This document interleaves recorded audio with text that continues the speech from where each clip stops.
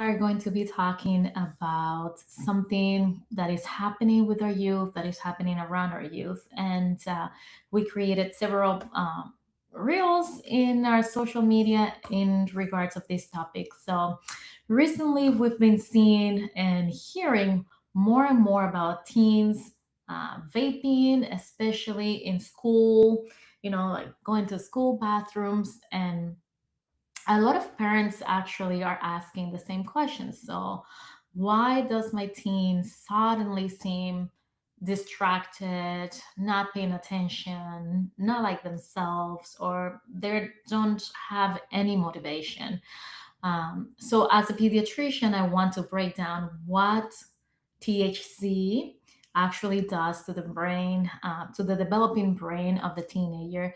And because sometimes when we understand the science, we actually change the approach or how to approach the problem. So, with no further ado, let's just talk this conversation. I think it's a really important conversation that we need to start having in our house, in our homes with our teenagers. So, first, we need to understand something critical. The teenage brain is still developing, right?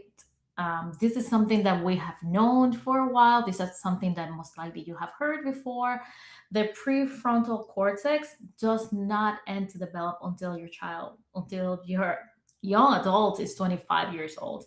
And this is the part of the brain that is actually in charge of like making decision, planning, executing, controlling their impulses, controlling their emotions, motivation, and this is why a toddler it's some sort of irrational being, right? Because their prefrontal cortex is not developed yet.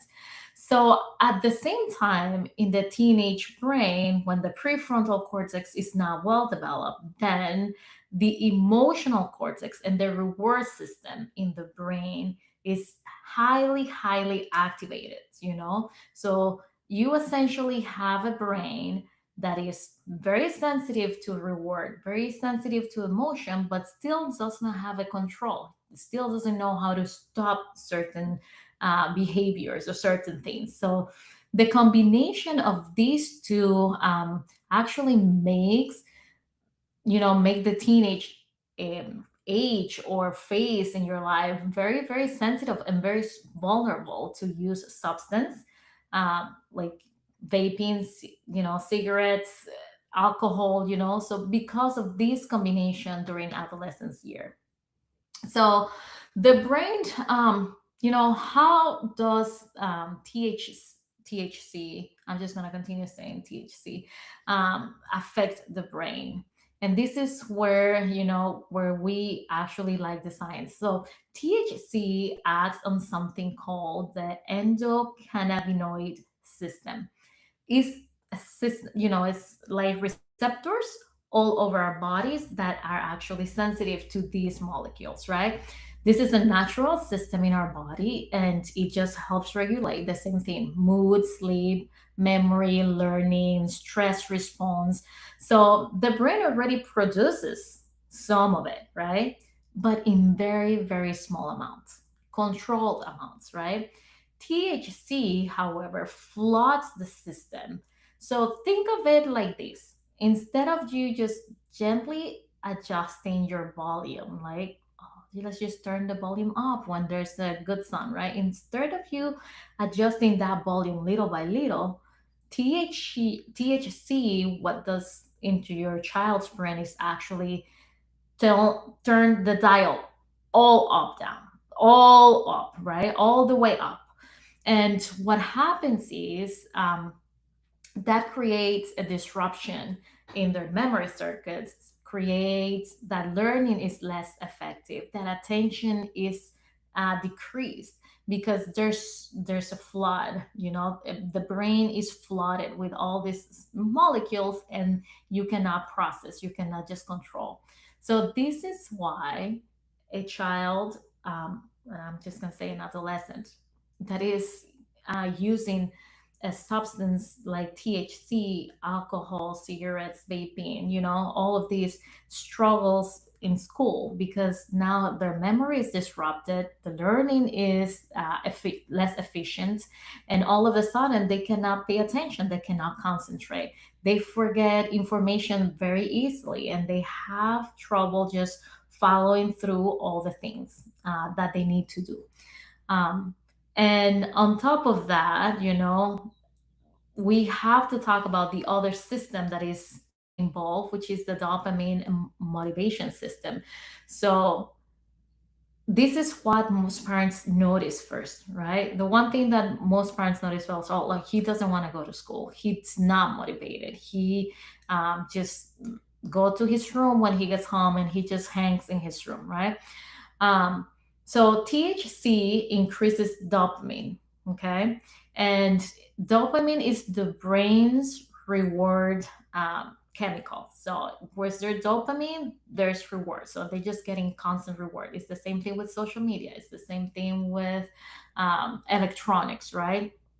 But here's the problem: it provides dopamine with no effort. Like right now, you don't have to think. You just have all these molecules around your brain that all of a sudden is just creating this constant sensation of like, you know, feeling good, but you're not doing any effort. It's not like when you're exercising that you have all this energy and all of this surge of dopamine because you did exercise, right?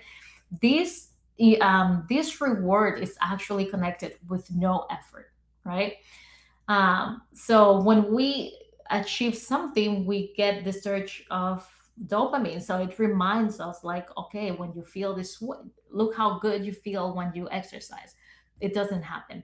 So when THC provides easy dopamine, the brain starts to adapt. So everyday task like exercising, going to school, playing at home, talking with parents, talking with friends, all of a sudden it's less rewarding because it's not giving you the same motivation, it's not giving you the same emotions, right? And over time, what happens is teens may appear less driven, less integrated in their goals, and more disengaged. This is not always a personality change. This is more like a reward system that all of a sudden bring them to a phase that they don't feel like motivated anymore. So this is what we call the neurochemistry effect of THC or any other substance. Okay, so what is the impact on your mental health? Because this is what we see in patients coming to our office over and over again. There is a strong link between THC use in adolescence and mental health, and has been we have seen many research showing an increase of anxiety, depression, mood instability, and in some cases, actually, high potency THC can mimic psychosis, right? And a lot of patients have been started on medications because of that, because just think about paranoia, hallucinations, loss of touch with reality. So all of these things can happen, and the earlier the exposure, the higher the risk. So the younger your kid, your adolescent is exposed to that, the higher the risk of developing all of this. This is very important, especially today's THC. It seems that it's much stronger, and not just that. Sometimes this THC is not like clear, like pure THC, meaning that it might be compounded with some other substances that are actually causing more of the damage and more of the problems as well. And so why this matter? Why this matter more in teens now more than ever, right? These effects are more significant in kids than adults, because, the brain still wiring itself, is still making connections. Connections are being built and refined. So when you introduce a substance that is overflowed in your system, this can alter the brain development, which is huge because you still have a brain that is not completely developed, and it can alter the way it actually will wire, right? So the effects that this can have long term, cognitive effects, social effects are huge. This increase the risk of addiction later in life, and timing matters. So exposure during adolescence has a different impact than exposure in adulthood. Now, do I want anyone to try THC? I'm an advocate that no drugs should be used, right? No substance that can lead to abuse need to be used. Of course, there are some instances that THC has shown that has help in those medical conditions, by all means, by you know, and prescribed by someone that really knows how to do this, right? But recreational THC, I think everybody should stay away from it, to be honest. So, my next question is, what can you do as a parent, as an adult that deals with, that is around youth, right? What can you do? First, start the conversation early. Um, I think that's when sometimes parents drop the ball, is that we just pretend that our kids are the best in the nest and in the neighborhood, and we just forget that they are around, they live in an environment that sometimes might be totally different than the one we have at home, right? So start the conversation first, instead of just saying like, you don't know, we don't do drugs in this house, you don't do that. Let's start with like, what's happening at school, right? What are you seeing at school? What are you seeing with your friends? What are your friends talking about? Start being curious. Curiosity is the way to approach adolescence. Just start being curious what they're doing, what their friends are doing, and start, open a little crack of the door and see how much they're able to tell you. Second, watch for changes, any drop in their grades all of a sudden with no notice, all of a sudden mood changes, which sometimes it might be hard to pinpoint, because remember, adolescence is a time when they might be having a lot of mood changes in general. But any mood changes or any problems with that, then something that you need to consider. Any drop in motivation, like the kid that used to talk about basketball or band or whatever, and all of a sudden, no, I don't want to do anything anymore. That's something that also needs to be addressed, and just open the door. And third, I will say that the third thing that I will recommend is avoid shame based conversations, right? um, Avoid shaming them, shaming them or shaming their friends, right? So the best thing is, not let them feel that you're judging them, that you're judging their decisions and their capacity of making decisions, but make them feel that they're supported, and that they are heard and they are seen. So one thing that I will say is that get support early, and this is when your pediatrician or your primary care doctor, physician should be involved in this conversation. This is not about fear, right? This is not about making you feel like you're doing a bad job or a good job, or this is not about that. It's not fear or punishment, you're doing good or bad.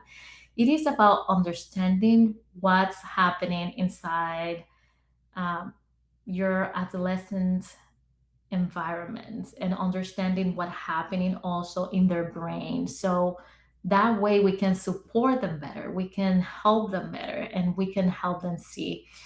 It is, if this was helpful in any way, share with another parent, your friends from school, share with family members, share with anybody that you know, because I really want families to understand that we need to have these conversations at home, and we have to have them early. It's best if we have it at an early age so we can plan for things, right? Before things start um, unraveling during the adolescent years. So once again, this is the Bright Side with Dr. Ariam Diaz, and I am a pediatrician in Levin, North Carolina.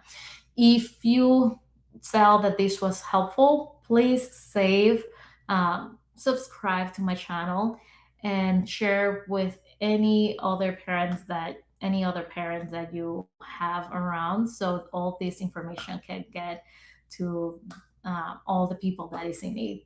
Have a wonderful day, and I'll see you next week in another episode of The Bright Side with Dr. Aaron Diaz.